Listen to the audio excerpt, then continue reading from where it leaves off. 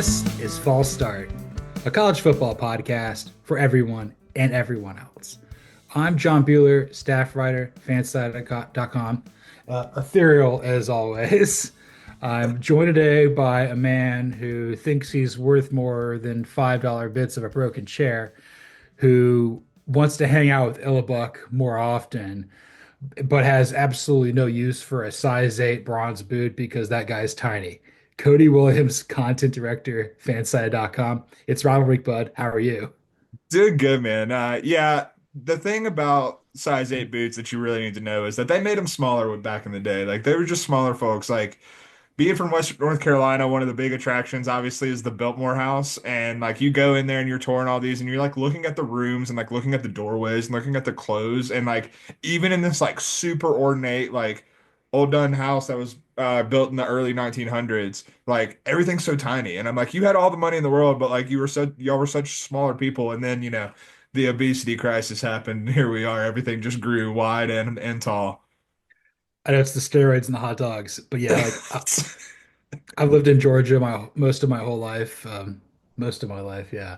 But so yeah, in Atlanta, the Civil War capital of the world, and everything like that. You go to the Civil Yeah. War museums, and you see uniforms from like the Union and the Confederacy, and they're all like 5'6", just little malnourished dudes out there fighting. It's unbelievable. Like if we like not that I want this to happen, but like if we could like get in a time machine and go watch the Civil War, we'd probably think it was like children fighting, honestly, at this point. I've legit had like a dream where you have like people in sports media who are smaller, like they're playing the actors. So like you have like Ken Rosenthal and Adam Schefter and who else? Tim Kirchin. They're all fighting, and then like President Lincoln is Colin Cowherd just towering over them. Oh my God. That's incredible.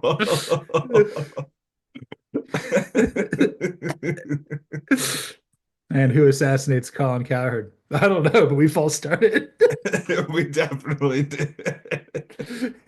Yeah, this is a rivalry week here at fanside.com. I really struggle saying that word, so I will try to say something else instead because it doesn't it gets in my head, dude. I Like mean, it's a product of being from the South because I'm the same way. I feel like I'm just like rivalry, like I just mumble my way through it and hope it works out. it's a problem for sure. And so we each did like some stuff for fanside.com with rivalry week. Cody listed out the most ridiculous trophies, 13 of them, and I named 69 different Yeah, you rivalries did. that don't exist. So I'll start with you. I did not know that Illabuck was modeled after an actual turtle that died in 1926. Yeah, it still doesn't make any sense. Why the hell are we using a turtle for Illabuk? But they, I think the part that's like sad, but also low key hilarious is like they picked a turtle because it was supposed to live a long time. Like that's why they wanted it to be like the live trophy or whatever. And then the turtle died 1 year after they introduced it into the rivalry. And I'm like, well, that backfired just tremendously. And then that's how we got Illabuck, a turtle for the Buckeyes and the Fighting Illini, which makes zero sense. I know. I mean, like you bring a turtle to the Midwest, it's just not going to make it. No, 100%. You bring me to the Midwest, I might not make it. I barely survived, but that's neither here nor there. And I also had no idea that $5 bits of a broken chair was like created online between Goldie the Gopher, which Quinn Everts really likes. I don't know if he realizes that's the Minnesota Golden Gophers mascot when he does it on Slack. I don't think he gets it. Totally fine. Not a problem. No, but he and Faux Polini, who loves him some cats, came up with a trophy. Yeah, the $5 bits of broken cherry. It's I mean, I had to include, if we're talking about ridiculous trophies, something that was birthed on Twitter and is just a golden chair with a big hole on it and like a $5 bill plastered on the trophy. I mean, it had to be on there. And then there's the bones for Memphis UAB, which is just some delicious barbecued ribs, and Antonio was all about that. As was Sam Pittman. He knows a thing or two about a rack of ribs, 100-pound rack of ribs, if you will. And that's what they play for in the Battle of the Bones. Suey, yeah. And and speaking of out of this world, I had some ridiculous ones on there. What were some of your favorites? So, being who I am, one of my favorites was certainly cigarettes and alcohol out of the ACC. Why don't you tell us a little bit about that one? Yes, that would be Wake Forest versus Louisville. Yep, So obviously Wake Forest is in Winston-Salem, the cigarette capital of the world, and Louisville on the Bourbon Trail. It could have been called alcohol and cigarettes, but I'm like, no, we're gonna call it cigarettes and alcohol for the just to get Oasis involved. And that's right. they play for the Gallagher brothers ashtray. 100%. It's absolutely gorgeous. And yeah, so that was probably my favorite as I was scrolling through these. Two more that like caught my eye. Both happen to be out of the Big 12. You should go check them out. There's 69 of them. We're only covering three. So you got 66 more to read through. But big fan of the space race. The space race is a great named rivalry. Yes, that's between Houston and UCF. Obviously, Houston's where the headquarters is for NASA with the command center, and UCF was created to get people to go work at Cape Canaveral. And I'm gonna look this up. I forgot exactly what trophy they play for, but they play for something. It's way down here. Yeah, the space race. The space race they play for. Yes, they play for. Oh yeah. Oh my God, I forgot about this. They play for Dan Truman's metal brace because, like Damn Billy right they Bob, do. because like Billy Bob Thornton in Armageddon, we dreamed of being an astronaut at some point in our lives. It was just his job 5 days a week. Speaking of Armageddon, have you ever seen the Ben Affleck directors or not directors, but Ben Affleck's actors commentary on Armageddon, like while the movie's playing? Was he eating animal crackers? I mean, honestly, he might as well have been. Literally, all he does the entire time is just crap on the premise of Armageddon. He's like, I'm pretty sure it'd be a lot easier to teach astronauts how to drill than it would be to teach drillers to be astronauts, but whatever, I didn't write the script. Best movie he was ever in. Hey, I'm an Affleck defender. Love me some Affleck. And then my last one that I picked out, just a personal favorite, the Imaginary Menagerie. Quite a Yes. bit. Like, I mean, first off, just rolls off the tongue like butter. Yes, that would be between Kansas and TCU because biology is not my strong suit. I hated that class. It was like, there's worms that wish they could be worms, and it's going a trillion miles an hour. I'm like, I don't believe you. This isn't chemistry. I can't visualize this. I think you're full of crap. Yep. Uh, Tennessee Williams probably the same way with his Charlestonian accent. But if he can write the Glass Menagerie, I come up with a rivalry called the Imaginary Menagerie between Kansas and TCU because, like, a Jayhawk's not a real animal, I don't think, and I've never seen a horned frog or anybody else who has. Maybe you have, but uh, they're they're they're they're not real like dragons and wolverines. Those aren't real animals. I've seen a horned toad, but that's not a horned frog. Toads and frogs are different. Been told that my whole life. So I've never seen a horned frog. I don't know, man. I live No, in Narnia, so if I was gonna see if someone was to see it, it would be me. yes, and then they play for since you can't really get a Jayhawk or a horned frog. I think the winning team you get a Gary Patterson to serenade you on guitar, or if Kansas wins, Les Miles leaves you a cameo. Oh God. Kansas is going to be throwing that rivalry. Good God, no one wants that. Hey, bub. Hey, Bubba, indeed. All right, we really false started. The most false starting we've ever done, I think, up to this point. So we'll try to be my timer stopped. So you're fine. So you're figuring We this got it, out. baby. We're going good.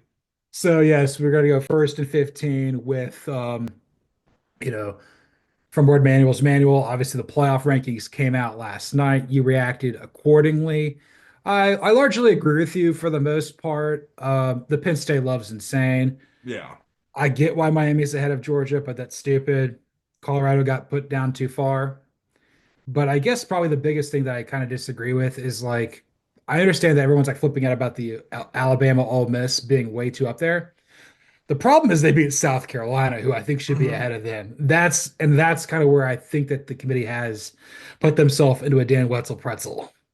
So I guess my thought is like obviously head to head should matter. And like we've seen that they do value head to head quite a bit. Like honestly, one of the reasons why I think Colorado is at 25 is because Kansas State has the head to head and Kansas State came in at 24. So you Right. put Colorado one spot behind them. When Ole Miss beat Georgia, we saw that kind of shake out to where, and when Georgia after Georgia beat Tennessee, we saw that shake out to where it was Alabama, Ole Miss, and then Georgia in the rankings because of the head to heads.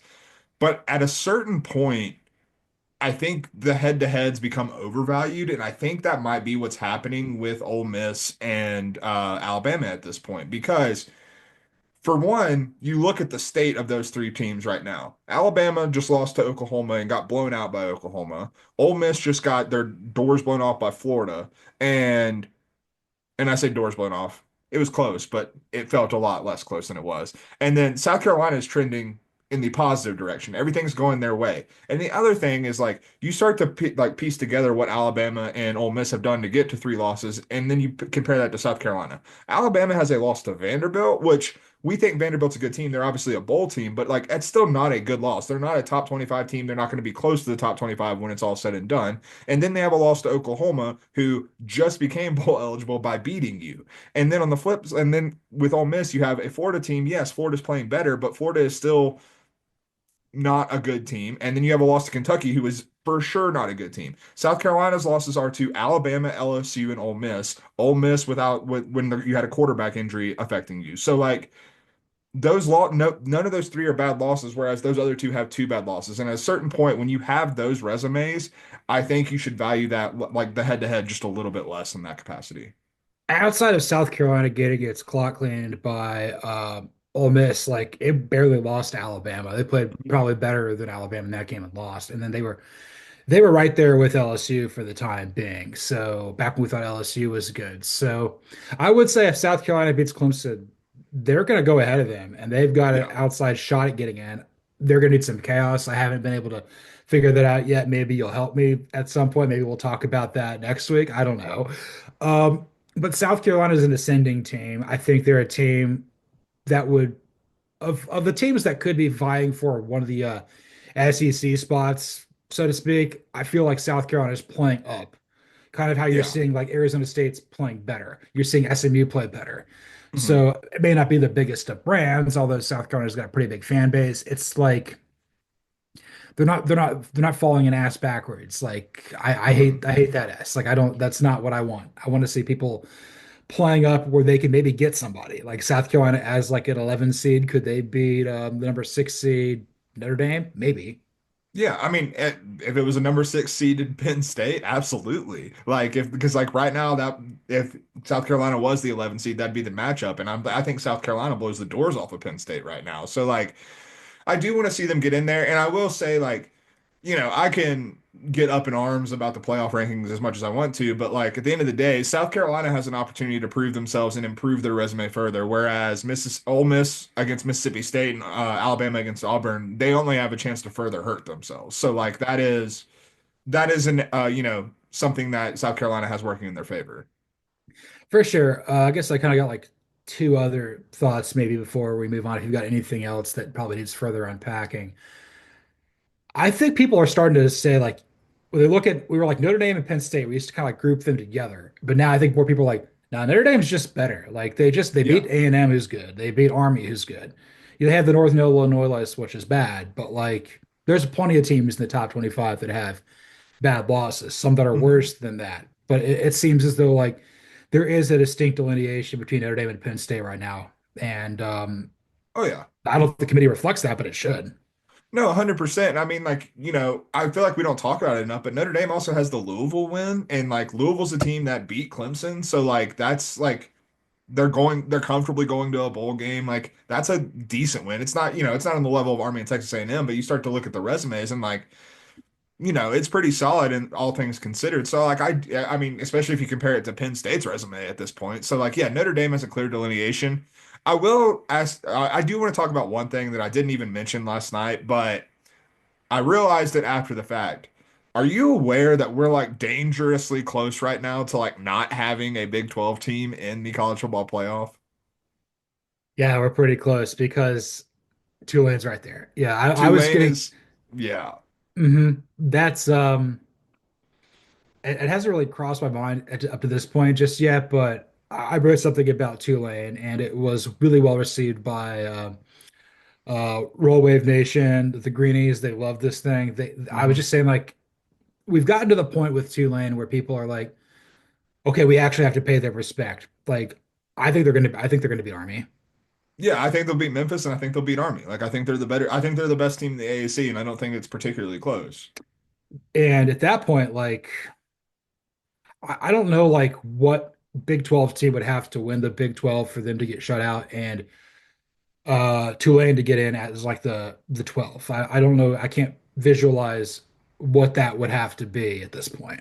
Can you? Uh we might get there in just a second. Oh, shoot me. But yeah, but it's like, look, Tulane has the cachet. Tulane's one of the biggest brands in the group of five. They are probably one of the biggest candidates to potentially go up to Power Four. Yeah. I would venture to guess if the Big 12 expanded to 18 teams, they'd pick up Tulane and Memphis like that.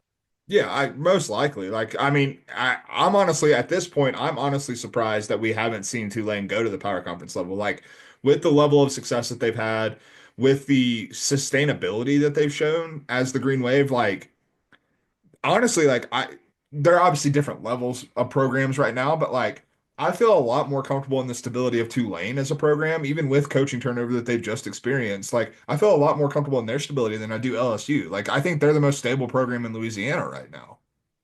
Yeah, I mean, like if Tulane has enough financial backing, like maybe they could come back to the ICC, maybe they could go to the ACC. There's people that want them. I think the fact that they beat Caleb Williams and USC in the Cotton Bowl a couple of years ago with Michael Pratt and everything, with Yeah. Willie Fritz, the head coach, that still resonates to people. And I know that the losses to Kansas State's okay, and the loss to Oklahoma is not good. You have to remember they're Group of Five, they're not Power Four. So like the Right. fact that those are even remotely close is good. Plus the fact they have the head-to-head win over Louisiana, who's probably the favorite to win the Sun Belt right now. So Tulane, like they could potentially get in over the Big 12 champion. It has to be completely chaotic, but I'm eager to see how that works out. Yeah, I Like mean it's there's some chaos that could happen in the Big 12. I mean, when you go into the final week of the regular season and nine teams are still mathematically alive to make your conference championship game, you're setting yourself up for some potential problems when it comes to the 12 team playoff format. I guess for sure. But I guess before we move on, there's a few teams that I feel more and more like they got to win this weekend or else it gets pretty dicey. Yeah. Miami has to beat Syracuse. If they don't, they're not making it. Yeah. Oh, absolutely. Texas is cutting it close if they lose to A&M. It's Texas is pretty close. It really depends on what happens with Clemson and South Carolina. Like Clemson could steal that. I I somewhat agree. I think it makes it precarious. At the same time, when you start to compare it just a little bit, I do think that Texas, that would only be their second loss. I think that would benefit them because I think you put them behind Tennessee because Tennessee still does have the Alabama win, even if I don't think their resume after that is very impressive at all. But Texas doesn't even have the Alabama win. But I think when you start to compare the resume, you start to, flirt with like where do you see them in Indiana? Like, are they near one another? And like, you're still a two-loss SEC team. I don't know. Like, I feel like Texas is in a comfortable spot to where they can, like, if they keep it close and lose to A&M, like if they got blown out by A&M, that's an entirely different story. But if you keep it close against A&M, I think that's going to be good enough to get them in. I would say so from brand recognition. You're basically in that same cluster with Clemson, Indiana, and SMU if they lost. And Yeah. SMU is like I don't know. It's really close. Like that's gonna be the one team where it's like, do they get in if they lose? If they beat Cal and lose to Miami or Clemson, do they get in? I don't know. It's really I, close. I don't think so. Reed Wallach on Stacking the Box yesterday brought that up to me, and like he said that basically it's an SMU proposition, but like the ACC loser, if it ACC championship loser, if it is SMU is not getting in, and like I don't agree that that should be the case. Like I think SMU should be pretty comfortably in this playoff field as it is, but I also think that whether it's fair or not, I think the committee has told us time and again that the logo on the helmet matters. And if that means like getting a Miami sneaking in over SMU, if that means getting a South Carolina, Alabama, or Ole Miss in there over SMU, they're going to do that because that's going to sell, that's going to get more eyes on the product. I mean, some eyes are more valuable than others. Jim Irsay's eyes are really valuable. He's got some whales to relocate. So are Clark Hunt's, but he's not going to spend a dime. No, not even a little bit. The $5 bits of broken chair actually came out of the Arrowhead locker room. It was a chair that Chris Jones broke. 100%. And they were actually not going to give it away, but they donated it. They donated it for tax write-off purposes, and Chris Jones falling out of the chair looked exactly like he did at the combine. And I was That's like, right. Saw a whole lot of Chris Jones. sure did. I'll have another shrimp cocktail, please. Yes, sir. So to get that out of your brain and everybody else's brain, let's break my brain. Let's move on to that next.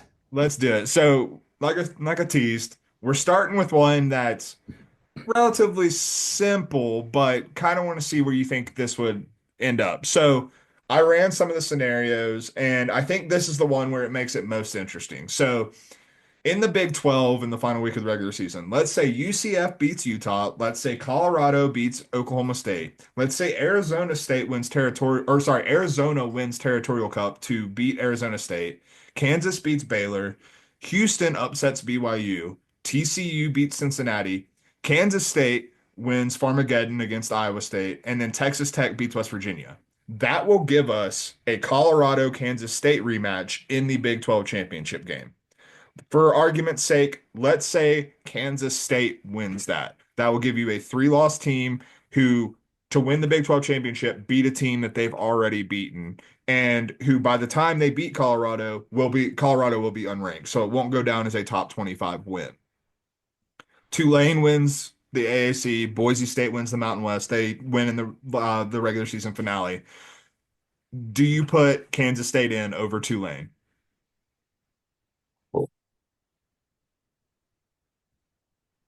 Hmm. I don't think you do. I don't think you do either, man. It's crazy that we're at this point, but like there's 7 spots separated in the rankings right now. And like I don't think a win over Iowa State and a win over Colorado is going to get you to make up 7 spots in the rankings. I would also say Tulane, when they play Army, that game will still matter because they won't have played Mhm. Army Navy yet. Yeah. But that will still be a ranked win. I would venture to guess in the final rankings, Louisiana will be like 24 or 25. Because Yeah. usually the winner of the Sun Belt, that's kind of where they like Sun Belt or Cuse, if they're really good, that's kind of where they're slotted. Like we've seen Troy be ranked there. We've seen Liberty be ranked there. We'll see. That's where I think Louisiana, if they run the table, they would go there. And that would be a huge win for Tulane. You go to Kansas State, and I'm like, you have a win over Iowa State. Again, they may drop out. I don't know if they Yeah. will. I mean, they'd be a Could. four. Wouldn't they be a 4-loss team or a 3-loss team at that point? No, they'd be 3-loss. Excuse me. So I would say they would probably still be in there, but beating Colorado twice wouldn't help. Houston's not going to a bowl game. BYU, you had BYU losing again. Yeah, to Houston. Yeah, I don't think K-State gets in because Here, for can I complicate this for you further? yes. One of Tulane's 2 losses is to Kansas State. Oh yeah, that's true.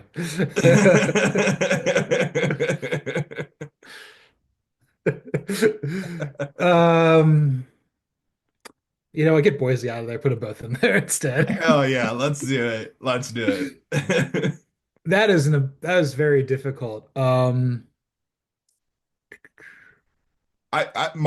reason I painted this scenario is because like I thought the once I realized that like we were in a spot where we could have 2 G5 champs in the playoff over a Big 12 champion, I started to think like I don't think the committee really understands the corner that they've kind of painted themselves in. Like I don't think like they're trying to be fair with all these Big 12 teams and just keeping Tulane like keeping on winning and moving them up in the rankings, but like for like I said, this is a television product. They want to get bigger brands out there, and like I feel like they don't understand the corner that they painted themselves in, especially when it comes to the Big 12. Because like, yes, Arizona State has the easiest path to the Big 12 championship. Yes, Arizona State is playing like the best team in the Big 12, so they're the presumptive favorite, and they're a spot ahead of Tulane. But the Big 12 has been so chaotic the entire year that why are you confident that you're going to get chalk and that Arizona State's going to win at this point if you're trying to protect yourself from like if you want to get all 4 Power 4 conferences in there?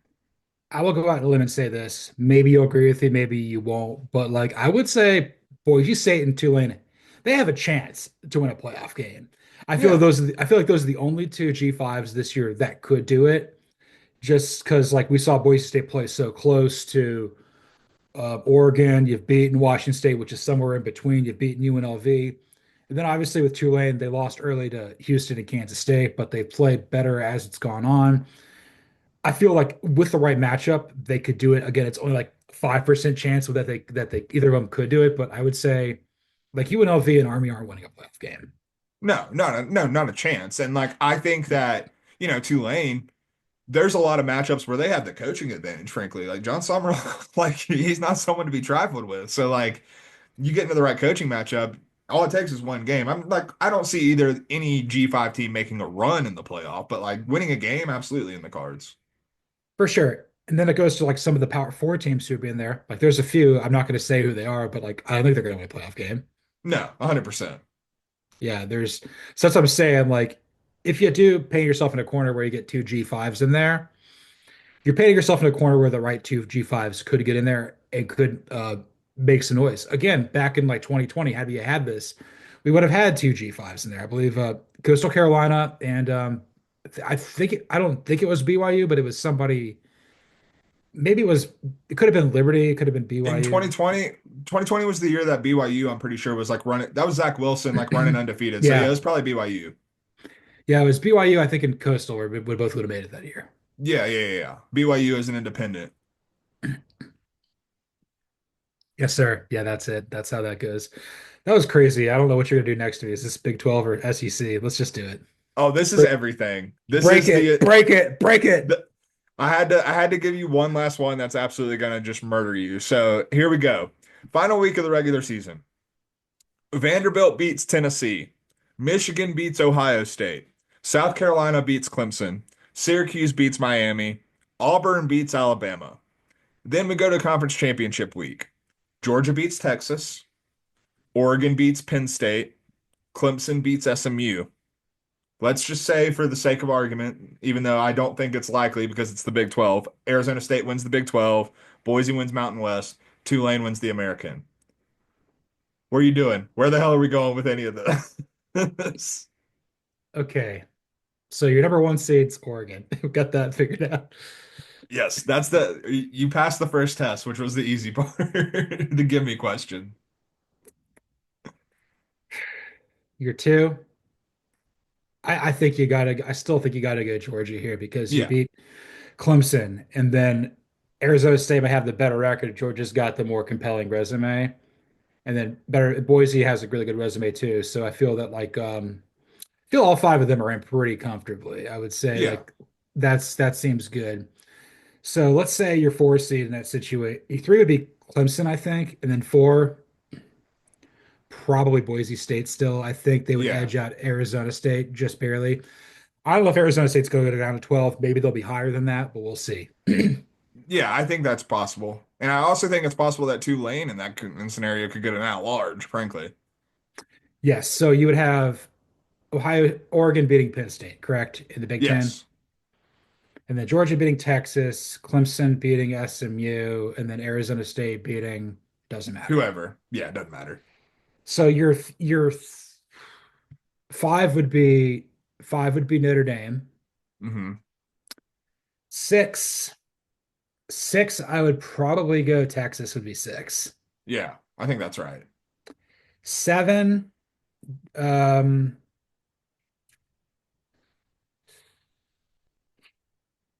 seven. Oh my God. Okay. Seven. There may only be two SEC teams getting in this way. I'm just saying.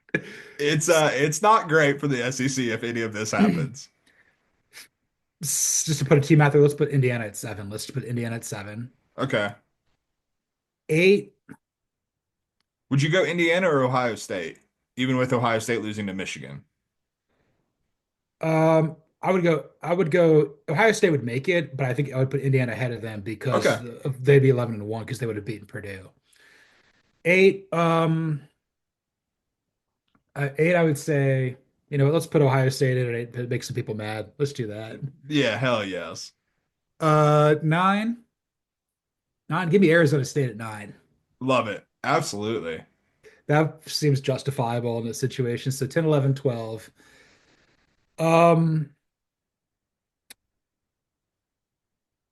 Oh, you got to debate Miami and SMU again. That's awful. Yep. And then Tennessee's out of it. South Carolina lost.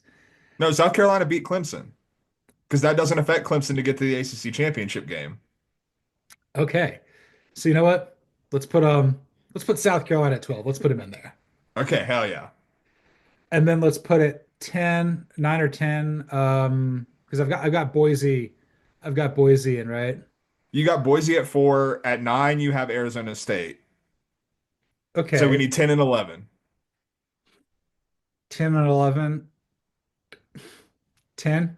Give me Tulane and 11 give me SMU because F Miami in this situation. I mean, if you lose to Syracuse, get the hell out of my college football playoff. I can tell you that right now. For sure, that's so wild. I don't even know if that's right. What should it have No, been? I don't know. The seeding is the interest, like I think the hard or not is like the even harder part, but like I think you have the right 12 teams and what would happen there because if South Carolina gets the Clemson win and then Clemson goes on to win the ACC, I think that pretty comfortably vaults them ahead of Alabama and Ole Miss in that conversation. And I also think that like Arizona State and Tulane are going to benefit from that, like all the chaos because all the teams in front of them are basically losing, except for South Carolina, who's going to be fine. And then yeah, the thing was like SMU is kind of essentially the last team in, so to speak, because like you can't punish them for losing to Clemson, whereas like Miami No. lost to Syracuse already. So yeah, I'm Yeah, not like gonna. Miami, or sorry, SMU's two losses would be to Clemson, who's now a top 4 seed in the college football playoff, and BYU, who was on track to do that at a certain point in this season. And Miami's two losses would be to Georgia Tech and Syracuse. Like that's two different, very, very different equations right there.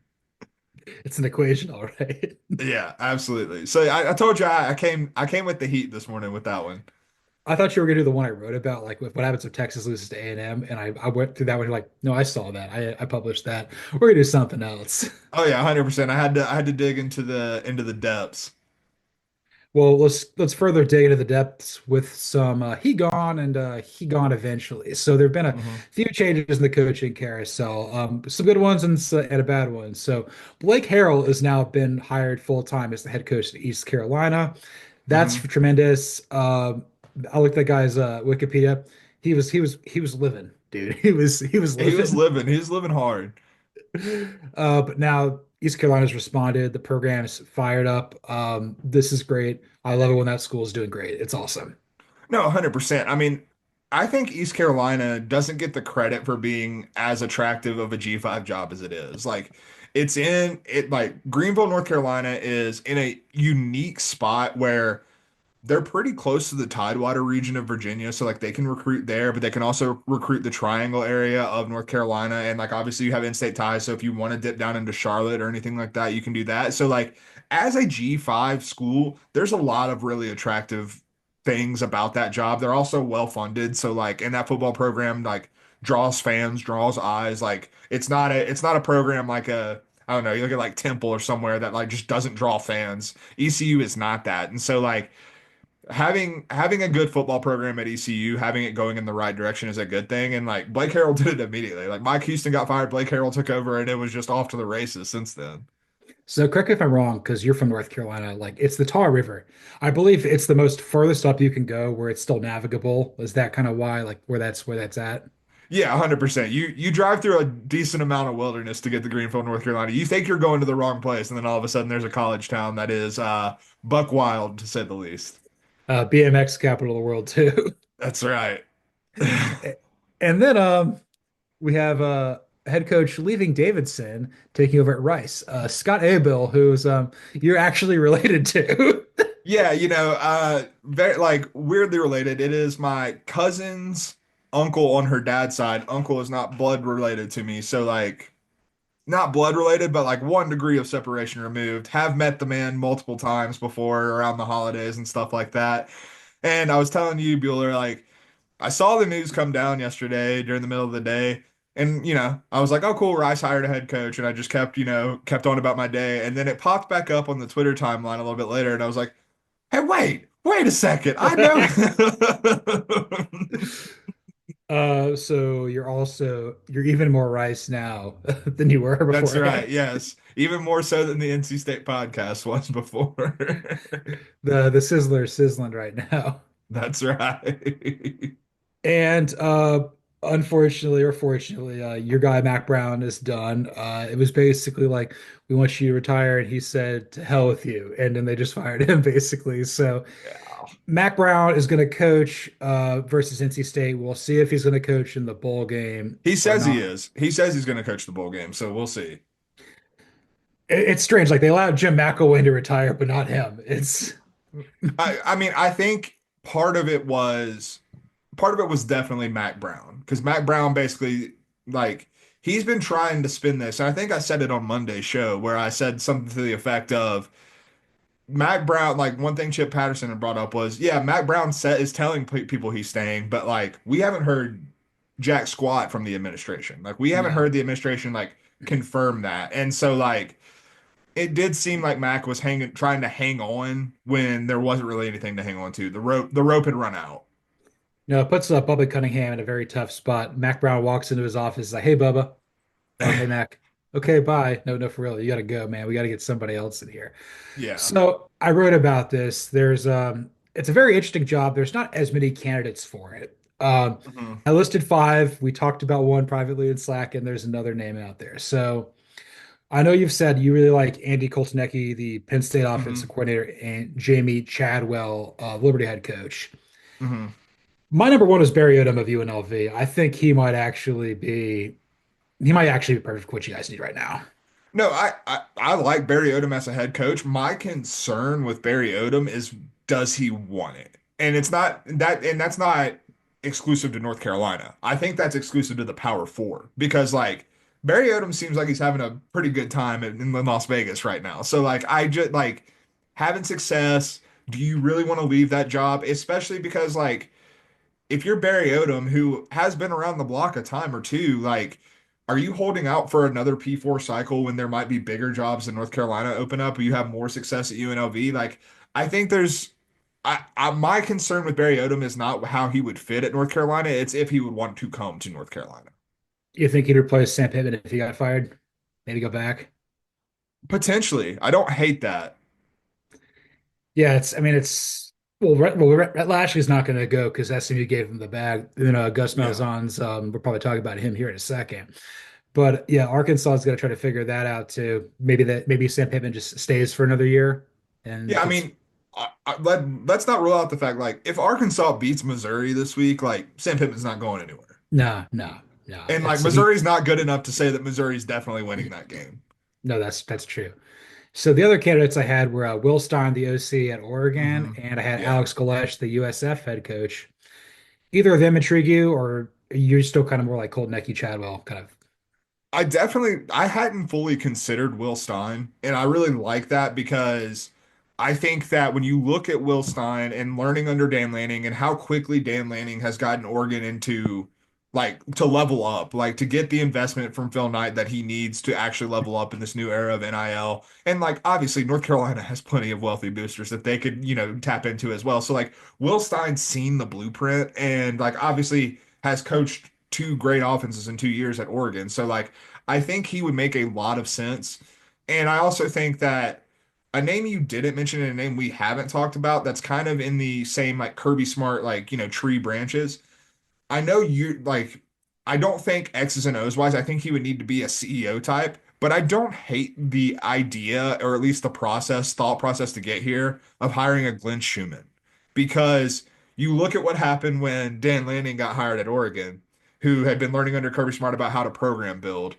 And why not try to do that again? Why not try to get Schumann over and basically make North Carolina running like Georgia, running like Oregon in terms of the NIL investment, the aggressive recruiting that you're getting. Like Schumann's seen how it's done. Maybe look into that. Then again, X's and O's wise, I would prefer he be a CEO type based on what we've seen from Georgia's defenses. But in terms of program building, I do think there's something there. There is a coach on Georgia staff that would be perfect for y'all, and it's not Glenn Schumann. It's Trey Scott, man. He already was there. I thought you were about to say Mike Bobo, and I was about to have a heart attack. No, no, no. Trey Scott was the defensive line coach. Yeah. under I think Fedora towards the end there, but like he's a phenomenal recruiter, great position coach. I feel that like we've seen Fran Brown have tremendous success at Syracuse. We see Del Yeah. McGee doing pretty good things, all things considered, with what he had to do at Georgia State. Well, granted, he was a high school coach forever down in Columbus, Georgia, but like, Yeah. yeah, I think maybe Trey Scott, Glenn Schimmon could be good.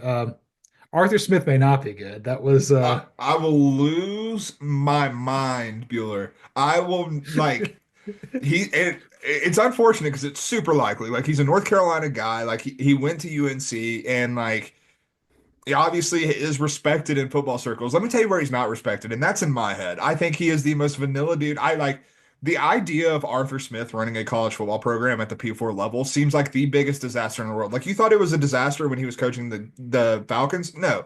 Imagine him having to recruit. Like imagine Arthur Smith walking into a recruit's house or giving a recruit a phone call and having to sell himself and sell the North Carolina program. Disastrous. You're talking a sub 80 recruiting ranking.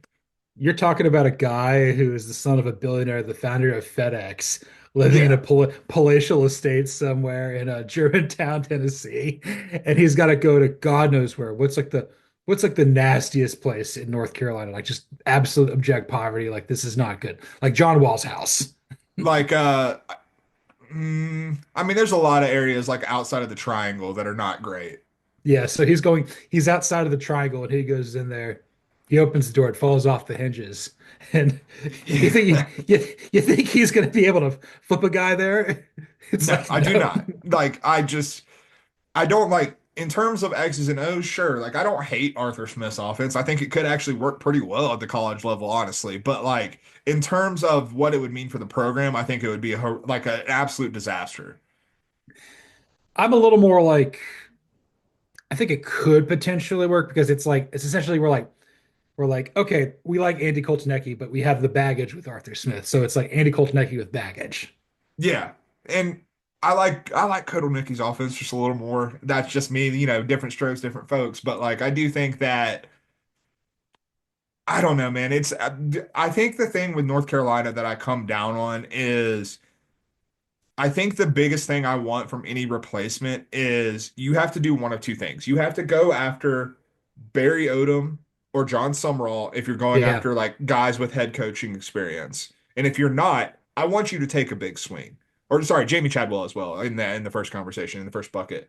But if not, take a swing. Take a swing on a Kotelnicki. Take a swing on Will Stein. Take a swing on Galesh. Like he has had coaching experience, but his value is still from his time as a Tennessee offensive coordinator, not so much at USF. So like I think like it has to be someone who you've seen program build or someone that you're taking a risk on them making that jump. I think Arthur Smith kind of falls in between those two buckets in a way that's not really attractive to me, and that's kind of where I come down on it. I think that's fair. We mentioned John Summerall.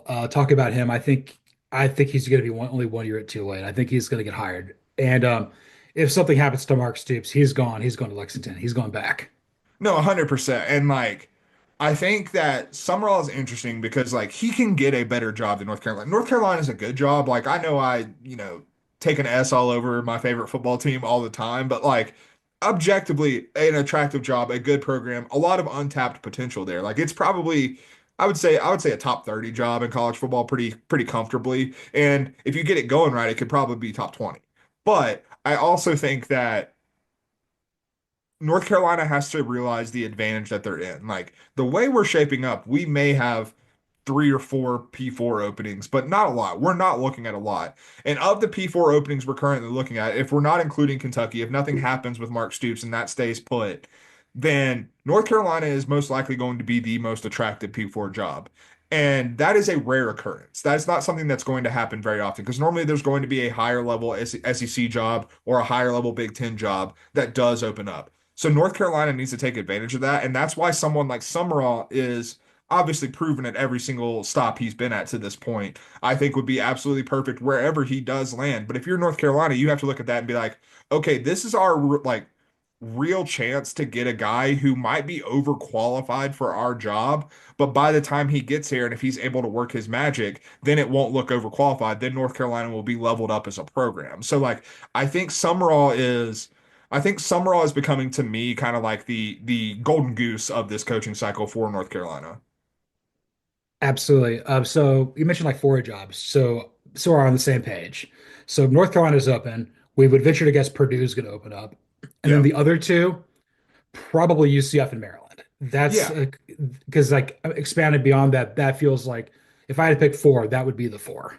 Yeah, and am I wrong in saying that of those four jobs, North Carolina is the most attractive? Yeah, I would say like there's things to like about Maryland. There's things to like about UCF. Purdue's hard, but Purdue is there. you could win at Purdue. You just have to have the right guy there. But Yeah. like North Carolina has certain advantages. The other thing I was thinking about is there's one candidate out there I think that actually might be really good for North Carolina. Who's that? Tom Allen. Ooh, I don't hate that at all. I will say though, I do think that the one of the big things that North Carolina needs to do, and I'm worried that Tom Allen would kind of fall into this. The program needs to do something that is not somewhat indicative of Mack Brown. Like Tom Allen's been around the block. Tom Allen's a little bit of an older guy. And like I think we need some youth. Like I heard someone suggest Dan Mullen for North Carolina, and like that's just spinning the tires. Like that's basically hiring Mack Brown 2.0. Like that's the exact same thing. And so like I don't want that to be the case. I don't want someone like I get maybe this is not correct thinking, but it's the fear that I have. But like, I worry that Tom Allen would take the job because he wants to go retire in Chapel Hill. Like, that's what I would be worried about. Okay, so like I know he's going to recruit. I know the defense is going to be good. I think the fact that he's closer to his recruiting base in Florida would probably help him. We know he's a fantastic defensive mind, but at the same time, you're like, this is kind of like more of the same with Mack Brown. You feel more inclined to hire Charlie Weiss Jr. than him, Yeah, probably. 100%. Like, I think this needs to be, I think one of the biggest problems that North Carolina football has had in terms of coaching hires is a fear of failure. And like, I understand, like, if you're in administration, why you're fearing failure, because it can cost you your job. But like, at the same time, if you want like not to, boil it down to one cliche, but like you got to risk it to get the biscuit. Like North Carolina should be better than it is.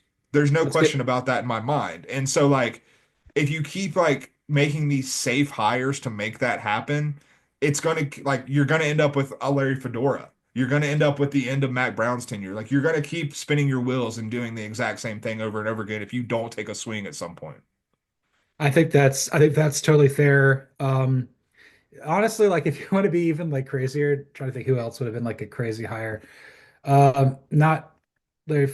Trying to think like Larry Fedora, you're failing here. God, I just get Bruce Arians in there. Just do it. Just Bruce Arians. Honestly, that would be incredible. I like, give me all the Bruce Arians, Carolina Blue merch that I could possibly get. That would be absolutely incredible. Yes, I need to go back and find what the heck I just did in Slack here. Okay, we are good now. Okay, we got this figured out. Okay, next half of this one with he gone eventually. So I was doing this preparing for what would be pour one out and bowling, bowling, bowling. At this point, everybody left either has 5 wins or 6 losses that they need to win to get in. I Yeah, believe App State is 5-5 because Liberty Game got yeah, um, but the app would probably try to make that up if they lose this weekend and they would try to get bowl eligible. So maybe among these teams or anybody else, like who needs to win bad? So I'm looking at these teams. There's 16. App State, Auburn, Cincinnati, Coastal Carolina, Eastern Michigan, Kansas, Michigan State, New Mexico, North Carolina State, North Texas, Oregon State, ULM, Virginia, Virginia Tech, Western Michigan, and Wisconsin. I would say of those 16 teams, I feel that I feel Eric Morris needs to win pretty badly in North Texas. yeah. I think that's definitely true. Like I think North Texas, when you're looking at the G5, the one that stands out to me that I think people should probably consider a little bit more, kind of based on what I was just saying about North Carolina, about this not being like a heavy P4 thing, Cincinnati and Scott Satterfield, because we've now had like if you go 2 years in a row where you're just basically on the decline from what Luke Fickell had going there, which like you were always gonna have to build that back up a little bit, but you're not showing any signs of that to this point. Like I think Cincinnati is an attractive job. I think Cincinnati knows they're an attractive job, and if there are limited P4 openings, it could be advantageous to move on and try to hire, like try to take a big swing and get someone better than Scott Satterfield in the building. And I think like it's a very bad look for Cincinnati to miss a bowl game in a year when the Big 12 was so wide open. Like when Cincinnati moved to the Big 12, this is the type of year where Cincinnati fans were looking at it like, oh, this is the type of year where we could, emerge through the chaos because of our program stability and win the Big 12. And now you might not even make a bowl game. That's a really good one. I'll posit two more from this list. I think Eastern Michigan, they've got off to a hot start, and I know Chris Creighton's been like fantastic for them. Yeah. They've had a miserable time in the MAC. That could be an opportunity to reboot it some degree. And the other same sort of thing. If North Carolina State loses and Dave Doran, they may do the same thing too, where it's like you get complacent. You're like, okay, we got a really good head coach, but can we do better? I don't know if we can, but maybe we got to try. So if they both lose and they both go 5-7, I would not be shocked if one of them made a change.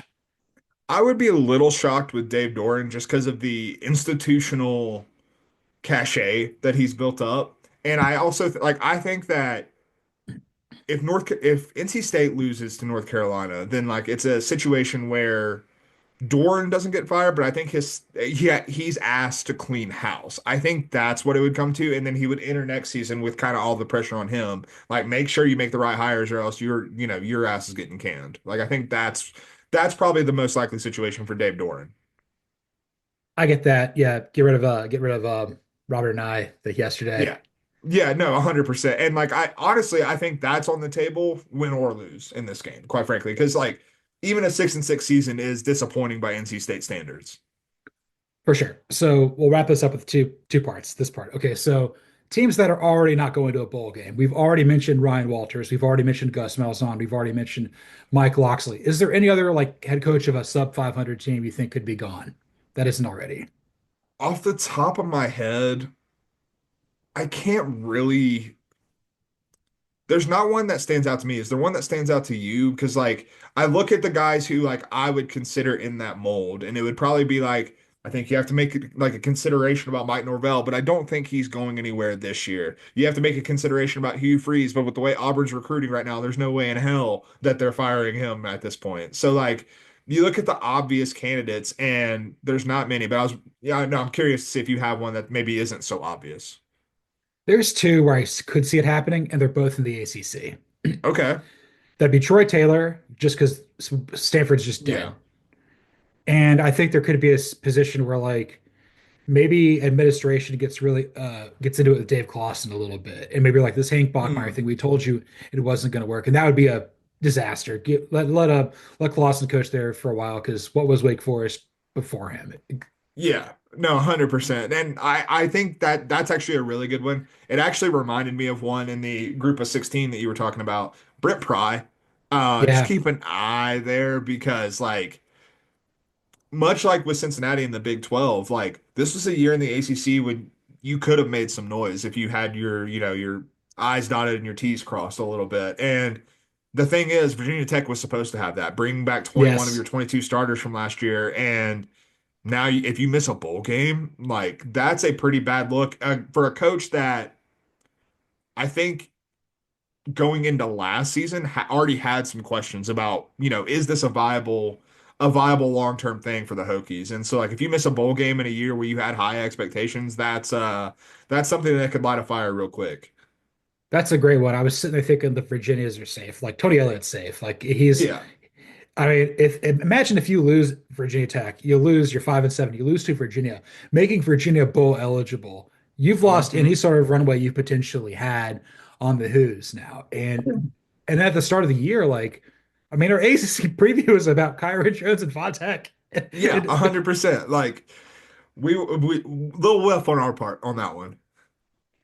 yeah, one of the rivalries I think I had down there for what was it? Intertrans Am, SMU, Virginia Tech, and the ACC. Yes, absolutely. God, that one's good too. Yeah, they play for the gas league that James Hetfield really wanted. Yeah, absolutely. Um, They play for Eric Dickerson just as a coach. Coach personality, you get like one of those like flyers they hand out. It's like Eric Dickerson. Next to a Trans Am, just like leaned up against it. Absolutely. Now, if I finish up this segment here, before we get into some games, is there a coach for a team that's going to a bowl game that you like that was like Mack Brown we thought was safe, but is not, that you think they could be out?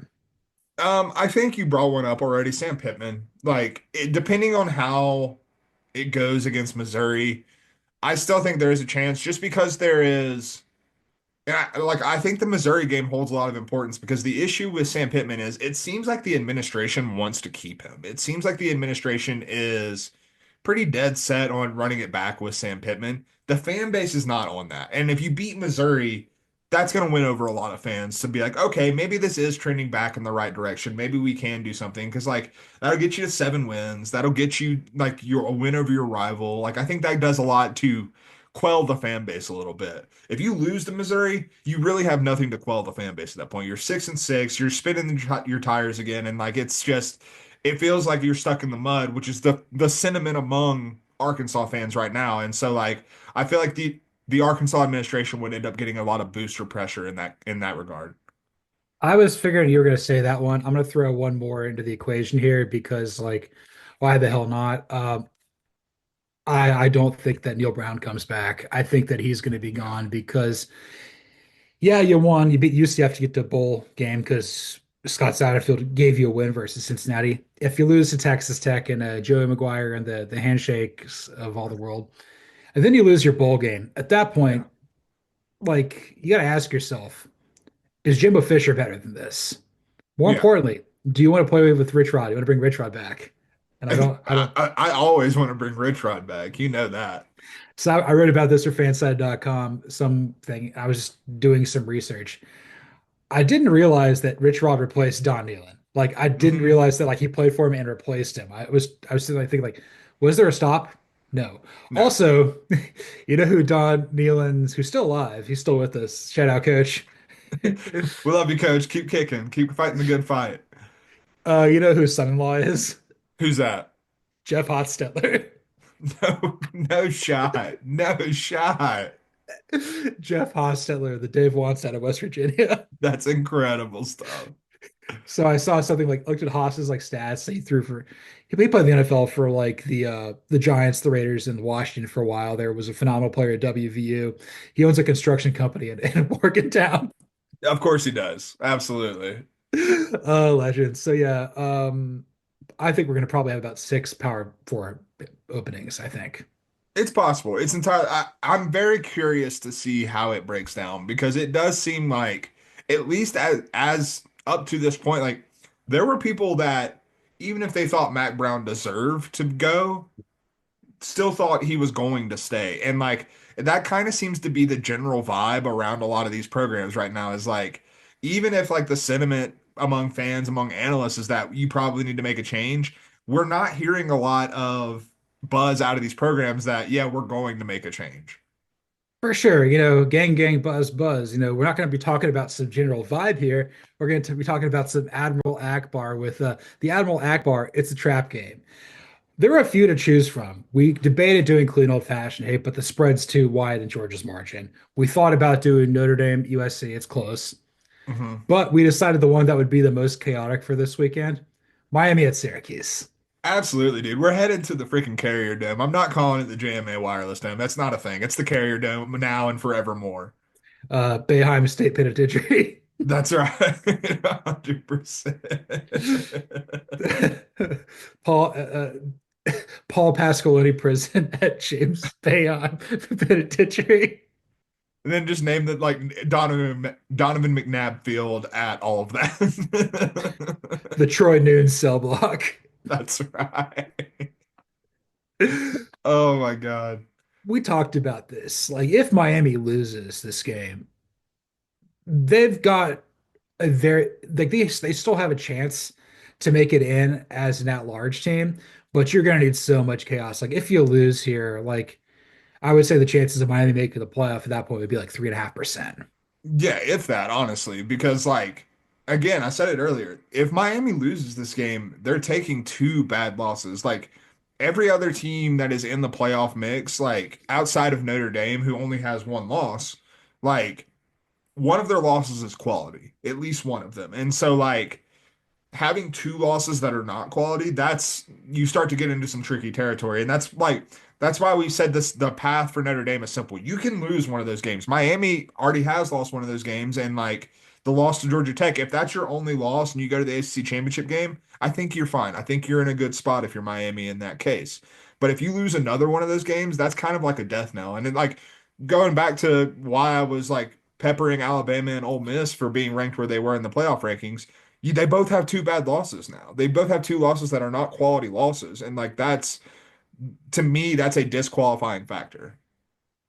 Yes, grouping Miami and Notre Dame together here makes it since it's not Catholics and convicts, it's the U Yeah. versus the Golden Catholics. They're Dome still or Catholics. whatever, man. It's fine. But like if they both lost on Saturday, like they're not making the playoff. Like Notre Dame No. absolutely is not. And then Miami has a better chance because Syracuse is of slightly better quality than USC, but not much. And when you say quality wins, quality losses, you mean strictly top 25 right now. Yeah, correct. Yes. Because like I'm not like the Vanderbilt like there's a difference between a quality loss and a bad loss. There is a gray area in between there where it's just you lost. Like Alabama losing to Vanderbilt. Okay, you lost. But it definitely is those mid-tier losses, like they're penal.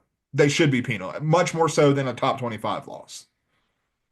We talked about this one. You want to make a pick? Let's just do it. I feel like I'm ready to give some thoughts about this. You go first. I want to hear where you're at.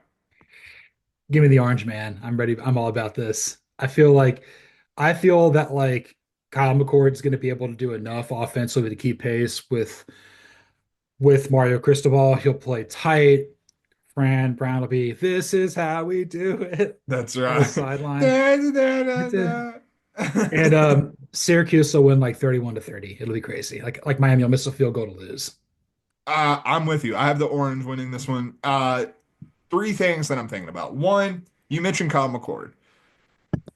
I'm willing to bank on the variance of Kyle McCord because we know Kyle McCord has the pit game in him, and we also know he has a five touchdown, 400-yard game in him. We don't know which we're going to get, but I think the Miami secondary in its current state sets up for Kyle McCord to be able to take advantage of it. Sets up like Miami, I believe, is outside of the top 100 in explosive play rate. Let me go ahead and tell you that Syracuse's offense does nothing but look for explosive plays. That's all they do. And this Miami secondary is banged up. They're down to like their third string in a couple spots. Like I think they're very susceptible there. Syracuse's defense sucks. Like there's no question about that. Miami's going to be able to score in this game. But the thing I go back and I look at is that Georgia Tech loss on the road at a spot that frankly doesn't get us. Bobby Dodd is not the Carrier Dome. Things get loose, things get hectic in the Carrier Dome. We've seen it for a decade at this point. And when I look at what one of the main things that Georgia Tech did to really disrupt what Miami was trying to do is they took the air out of the ball a lot. And Syracuse is more than capable of that, of controlling the game script at home in this spot. And I think that Cam Ward is very much a rhythm player where he really like his success goes with the ebbs and flows of staying in his rhythm. If you get him in this Miami offense out of this rhythm, if you stay on the field as a Syracuse offense a long time, I think it has the chance to mitigate some of the problems you have defensively. So give me Syracuse. I think that they're absolutely live. And like the other factor, Miami's played with fire in more than half of their games this season. What makes us think they're not going to do it again against a team that does have the pieces to pull it off? I think that like this is spelling up for a disaster for Miami. I mean, like either way, like either I'm gonna be right about this pick or I'm gonna be right that they make the playoff. Either way, like I'm winning. That's right, 100%. I still think they would lose to SMU in the ACC championship game. So, That's fine, like however this all goes. But speaking of a guy who only wins no matter what, uh, the Charlie Sheen of this podcast, Antonio Banderas. Yes.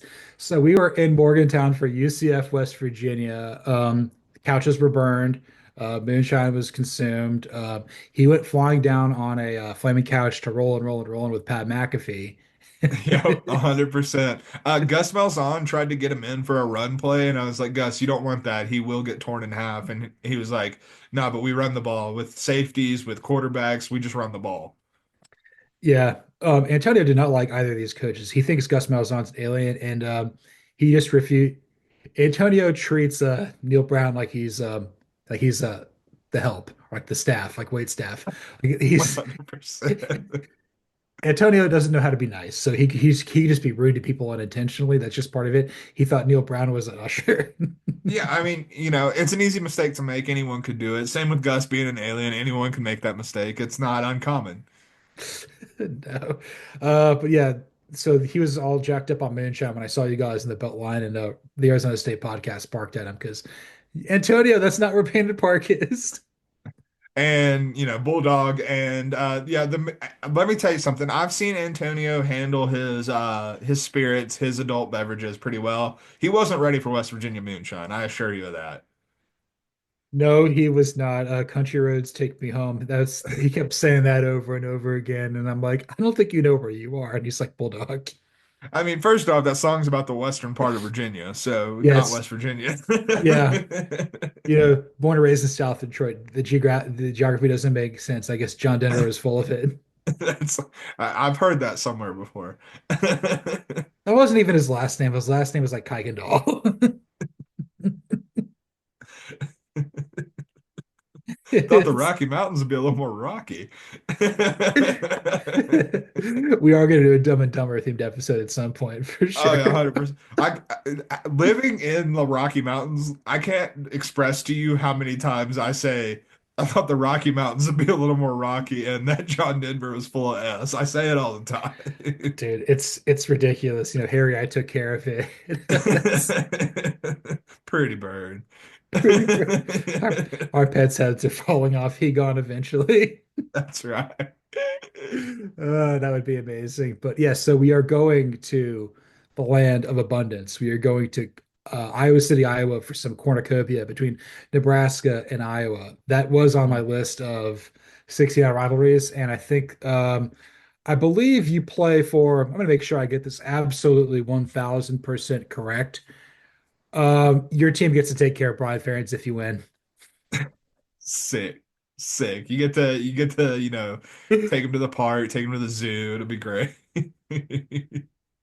You just get one of those retractable leashes, and it's like Coming to Netflix next fall, Babysitting Brian, a new documentary. the life of Brian, Life of Brian. raised in captivity. Brian Song 2.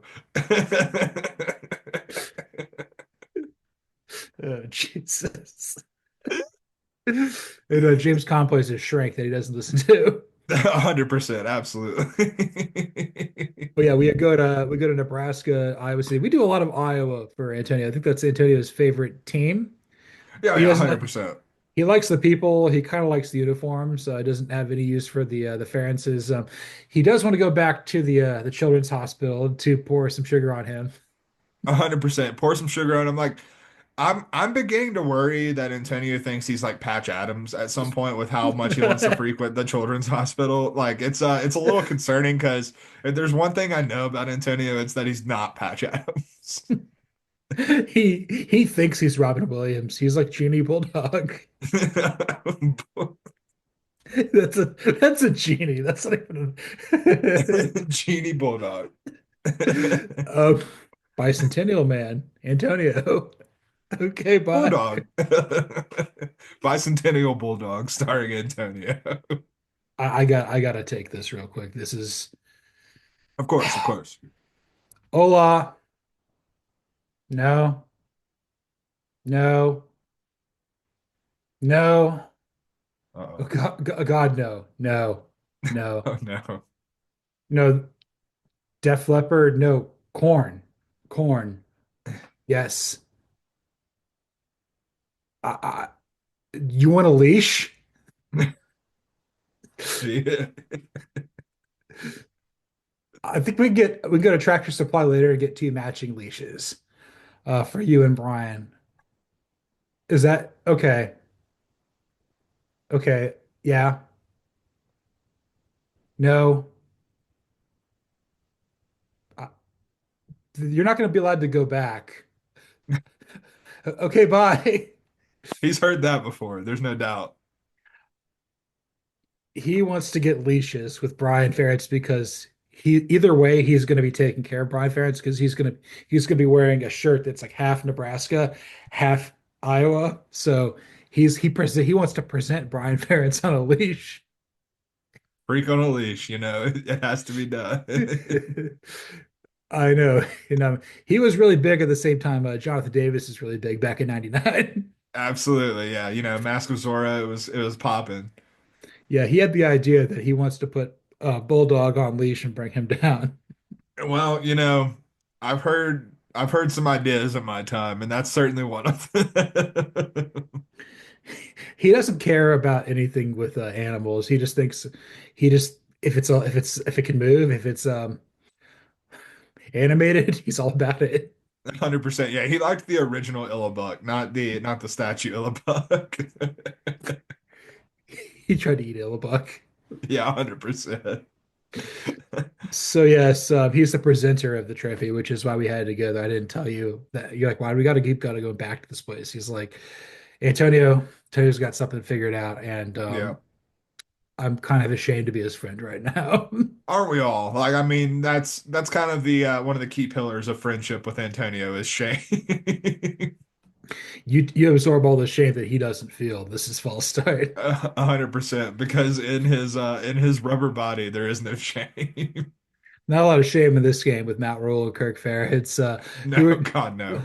let's make a pick and move on with our lives. Who do you got for this one? I've got Iowa. I still don't trust Dylan Raiola, quite frankly. Nebraska got the monkey off their back. They're going to a bowl game, but I think Phil Parker and Iowa's defense just really caused Raiola a lot of problems. I'm picking Nebraska, so Matt Rule can go up there and talk on a microphone and say, "We're back." Matt, Sam Ellinger rule. Yes, absolutely. And then Kirk Ferentz basically has to get rid of his boy, give him to Matt Rule. And Uh-huh. Matt Rule's walking out of town, out of Kinnick with a freaking leash, like boom, boom, boom, boom, boom, boom, boom. Come on, Brian. We're going to Runza. We're going all right. You've never had a Runza before as well? It's going to change your life. That's right. Not as much as this parking lot. It's going to change your life. You've never been to a Runza parking lot, more importantly. Power ranking parking lots. That is going to be peak off-season content. Where Runza is first and last. it's all a circle. It's a circle. That's right. It's a circle of parking lots, and when you make two circles, you tie a bow on this. We're gonna do some just like Novocaine to finish the show, or just like tryptophan. I realized we forgot to name all the sides with the episode. That's okay. Who It's cares? fine. We're running on fumes. We need this holiday more than anything, I think. Yeah. So obviously we're gonna do corn for cornucopia. Not really a fan. I know you're even less of a fan, Yeah, but corn does not do it for me, I assure you. I looked at the lyrics. It was just like it was deeper than Joe Elliott's lyrics for Def Leppard, but obviously just a bunch of incoherent. Just I don't know what the hell Jonathan Davis is talking about.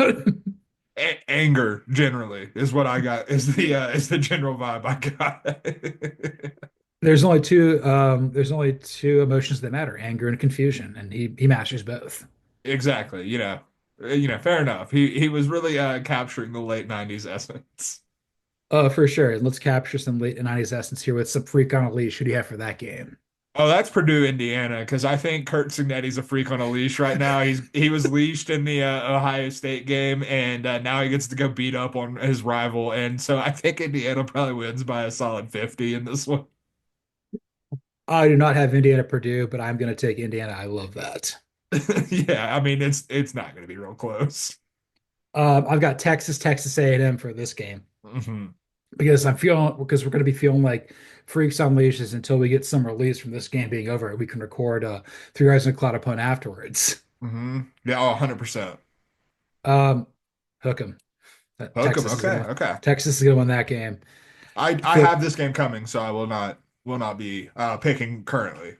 okay. Falling away from me. Who do you have for that game? Oh, that's of course NC State, North Carolina, baby, because Mack Brown's falling away from us. Dave Dorr might be falling away from NC State.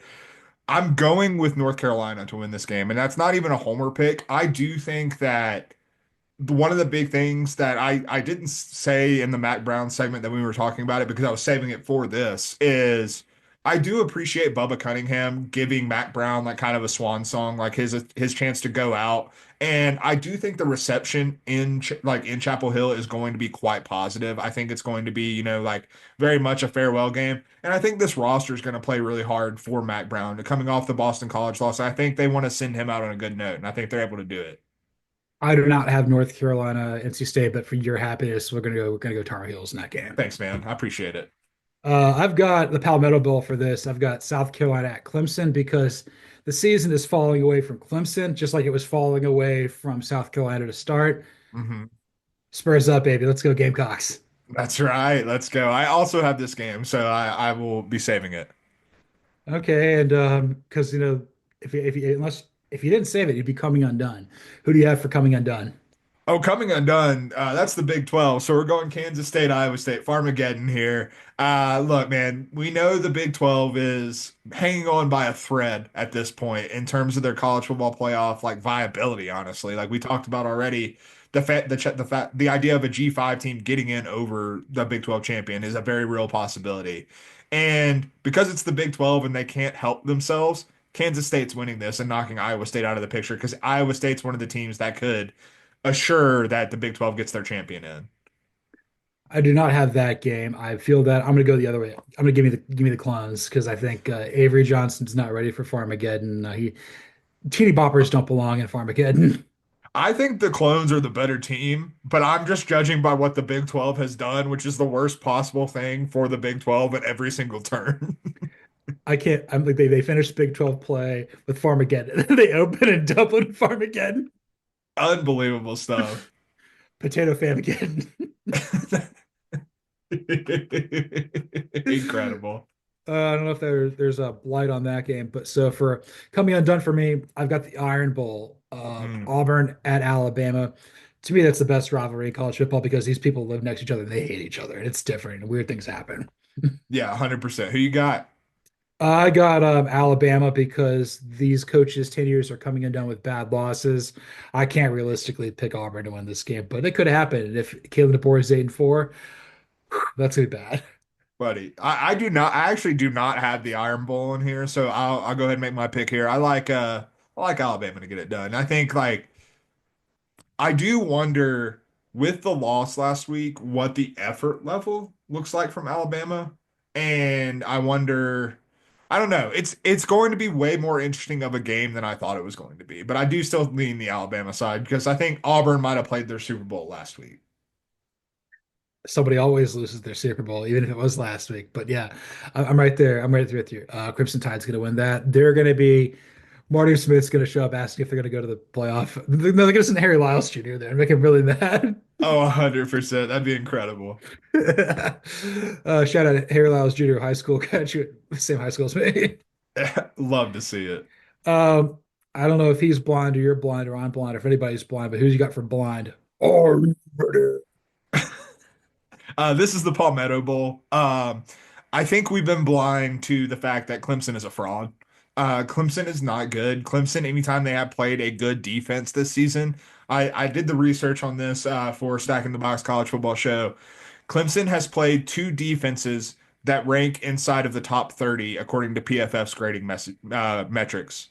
Those two defenses happen to be Georgia and they happen to be Louisville. And that happens to be Clemson's two losses.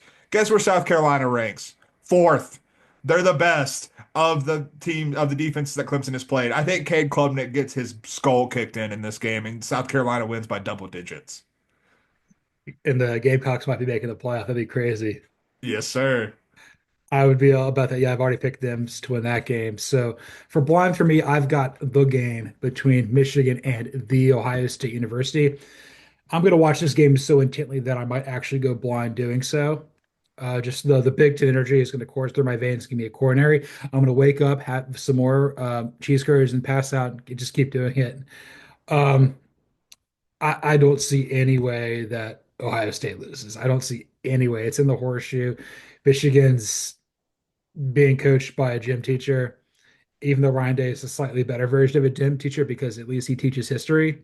He's like a History. college PE teacher. Either way, give me the Buckeyes to win that game.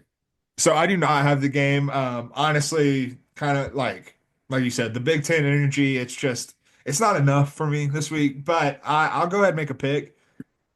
Screw it, man. Give me Michigan. Let's get some real Yeah. chaos out here. Give me Michigan. Oh, I love it. Michigan's got the life, but forgot the life. Who do you got forgot the life? Oh, that's Georgia Tech, baby. Because we Me got too. the live here. Me too. Hell yeah. So this is the life. Look, man, I understand why you're worried about this game. It is a rivalry game, obviously, and Georgia Tech's a good football team. I think that Georgia tries to send a message in this game. I think this is a game where they try to get right going into the SEC championship game. You already have your ticket punch, so like you've really got nothing to lose in this game. And so like I think that they play a little balls to the wall and really beat the Yellow Jackets into submission. I don't know if you saw Kirby's quotes. He was asked about like what this game means to him, and I don't have the exact quote, but it was to the effect of I don't really think about it a whole lot. And I'm just like, yeah, I bet you don't, Curbs. I bet you don't. No, all of his hate's reserved for Florida. That's kind of what he's about here. But yes, I've got Georgia beating Georgia Tech because hate something, sometime, some way, for clean old fashioned hate. Yeah, yeah, and I think this was implied, but just say it outright. I also have Georgia winning this game. Good. Don't ruin my dinner party at the Friday after Thanksgiving. Don't ruin my Black Friday, Georgia, please. Don't do that. No, because Georgia will lose to Tech at home. That happens. It's happened enough, and it's painful We every time. we have seen it before. We may see it again, but probably not right now because I did my time. Who do you have for a last song here with "Did My Time"? Because Twister Transistor was too inappropriate to do. Yeah, so Texas A&M did their time as a playoff contender, and then they're done. They've served, and they're no longer a playoff contender. They can win and get in because you win, you're in the SEC championship. You beat Georgia, you're obviously in as the SEC champion. But they've already done their time. Texas is winning this game. I do not see a world where Texas A&M's offense is able to score enough to like Texas to me is just a better version of A&M. Quite frankly, like I think the offense is flawed, but I think it's better than I think they have better playmakers than A&M. I think the defense is great, and I think it's a little bit better than A&M. Like I just think Texas just checks the boxes here. And also, you know what else? You know who else did their time? Texas, waiting to get back to play Texas A&M because A&M's been ducking them. Well, they're going to come into Kyle Field and they're going to stop a mud hole in them because Texas is winning this game. Yes, they're gonna. Mike Elko is gonna get suplexed in the same vat of grease that Sark threw Brent Venables into it in Dallas. That's right. Um, except it's a bonfire because it's College Station. This is false Did start. you see the bonfire got canceled because it's a burn ban going on in College Station right now? I was like, oh, that's probably not great. That's not a good sign. That's not good bull. No, No, that's bad bull. that's just bad for everyone. And if I did my time, I've got Tennessee at Vanderbilt. Mm. In in the quotes, I don't know why I put this down here, but the winner will feel like a loser, but definitely if they lost. So give me the live dog, Vanderbilt Oh, upsetting baby, let's Tennessee go. one last time. They're gonna take the goalpost to the Cumberland again, and the Cumberland's gonna become unnavigable because there's two in there. Hell yeah, it's just nothing but goalposts like a beaver dam in the Cumberland. Obviously didn't have this game, but you already know I'm riding with my boy. It's Diego Pavia time, always and forever. Oh God. For the record, whenever we do the sleeveys, he's gonna be in the slot. He's gonna be in the Jim Leahy slot. That's what he is. He Probably might, didn't he might, it might become the Diego Pavia slot award, honestly. the Leahy Pavia. Yeah, yeah, absolutely. Hell of a hyphenation. Hell of a hibernation, hell of a good time. This was episode 130 of False Start. You can follow me, John Buhler, on Twitter or the X at Buhler118. You can follow Cody Williams at the Sizzle20. You can follow the show at CFB False Start. Like, rate, listen, subscribe, review on Apple, Spotify, YouTube, anywhere there's podcasts. The hands are coming. They're raising up. There's five. Put five on it. Give us a 5-star review on Apple, please. Really helps the show out. We need to get Eric Dickerson next to the Trans Am holding up 5 stars. Definitely, man. Yeah. Def so yeah, we definitely recorded this day before it came out here. The glare is still crazy like that. be able to spend time with loved ones, have a good time on this holiday. It's all about coming together and watching really bad football. Mostly your Cowboys playing the Giants on Thursday. That's going to be terrible. Hell yeah, I can't wait. No, but seriously, happy Thanksgiving, Bueller. It's thankful to have a podcast co-host like you, and thankful for all the the starters out there that are keeping well, not keeping the lights on, but following along with us. I know I'm appreciative having a co-host who is as wacky, weird, and as wonderful as me and you. Couldn't do the show without you. This is we made each other. I don't know if we made each other better people, but we made each other people doing the show. We're definitely people now, and that's honestly it's an achievement.